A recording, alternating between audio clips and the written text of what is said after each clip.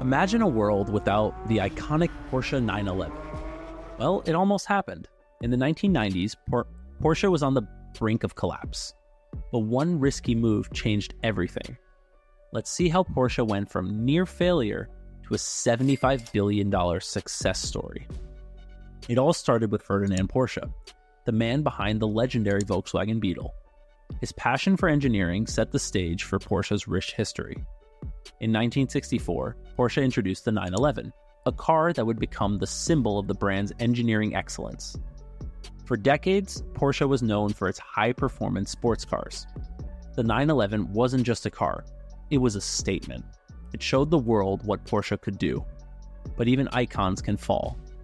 How did Porsche go from the edge of failure to a $75 billion giant? Let's find out.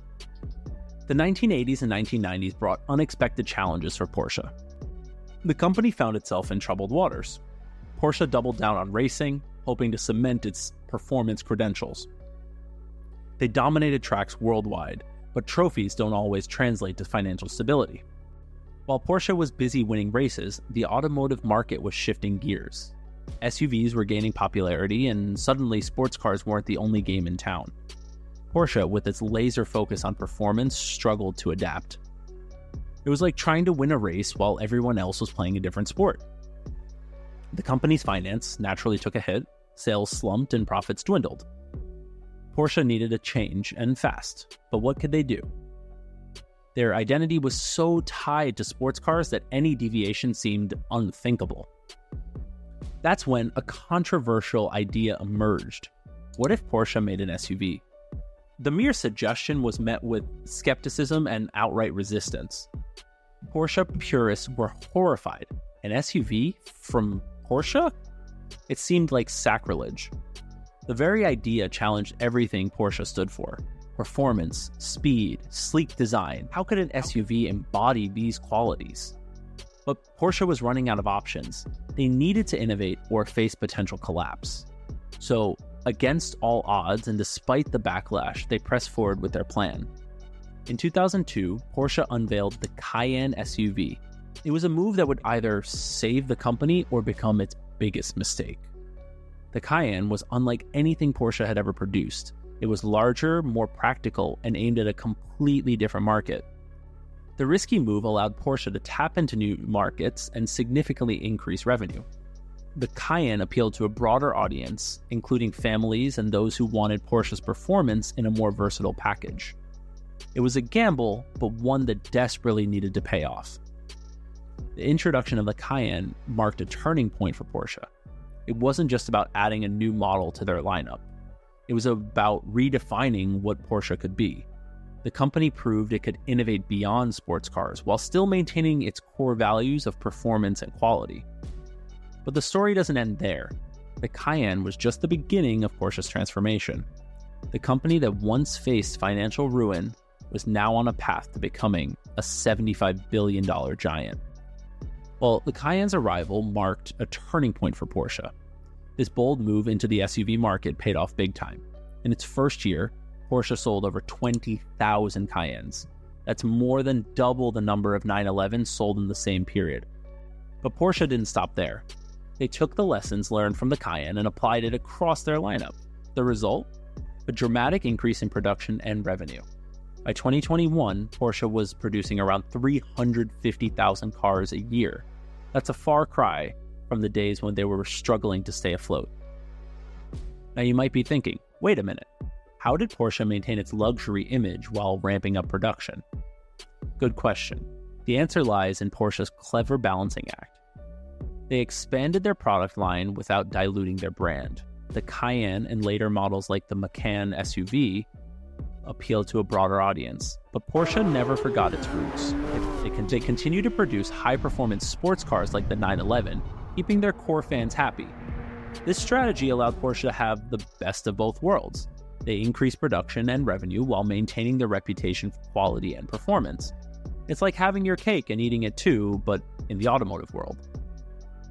But here's where it gets really impressive. Despite increasing production, Porsche managed to keep their profit margins sky high. We're talking about gross margins of around 29%. That's much higher than luxury competitors like BMW and Mercedes-Benz. It just shows how strong Porsche's brand is. People are willing to pay a premium for that Porsche brand, even on an SUV. The financial success set the stage for Porsche's next big move. In 2022, Porsche went public with one of the largest IPOs in European history. The company's market cap reached a staggering $75 billion.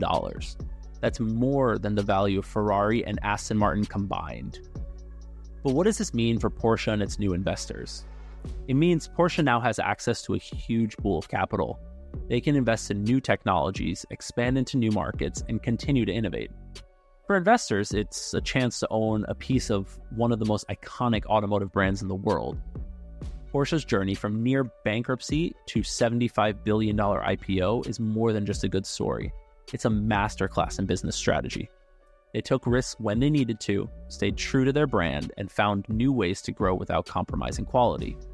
Porsche's journey from near bankruptcy to a $75 billion powerhouse isn't just a cool story. It's packed with lessons for businesses and investors. Let's break down what we can learn from Porsche's fast lane to success. First up, innovation is key, especially when times are tough. Porsche faced a crisis in the 90s, but they didn't just sit back and hope for the best. They took a big risk with the Cayenne SUV. It was a move that raised eyebrows and ruffled some feathers, but it paid off big time. The lesson? Sometimes you need to think outside the box to survive and thrive.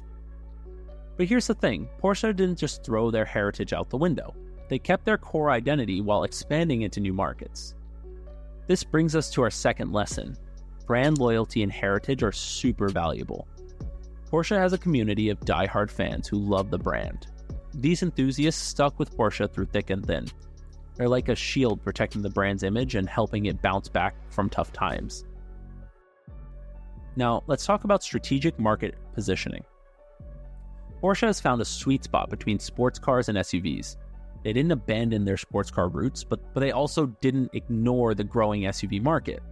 This clever positioning allowed them to appeal to different customer groups without losing their identity. It's like having your cake and eating it too, as I said before, but in the car world. Quality and performance. These aren't just buzzwords for Porsche. They're the foundation of their success. Even when they expanded into SUVs, they didn't compromise on these core values. The Cayenne wasn't just an SUV. It was a Porsche SUV, with all the performance and quality you'd expect from this brand. This commitment to excellence helped Porsche maintain its premium status even as it reached new customers. So what does all of this mean for you? Whether you're running a business or looking for investment opportunities, these lessons can be super helpful. Look for companies that innovate, especially during tough times. Pay attention to brands with loyal customer bases. They're often more resilient. Consider how companies position themselves in the market. Are they finding unique niches or balancing different market segments? And don't forget about quality. Companies that maintain high standards even as they grow or diversify often have staying power. These are the kinds of businesses that can weather storms and come out stronger on the other side. Porsche's journey from near bankruptcy to a $75 billion powerhouse is pretty incredible. They took a big risk with the Cayenne SUV and it paid off big time. But Porsche isn't stopping there. They're gearing up for the future with a big focus on electric vehicles. The Taycan is just the beginning. Porsche plans to expand its electric lineup, showing they can adapt to changing markets while keeping their performance DNA. When you're looking at potential investments, pay attention to how companies handle change. Can they innovate without losing what makes them special? Porsche did it, but it's not easy. So here's a question for you. What other companies do you think could pull off a Porsche-style comeback? Think about it and let me know in the comments. If you enjoyed this video, don't forget to subscribe, and I'll catch you in the next one.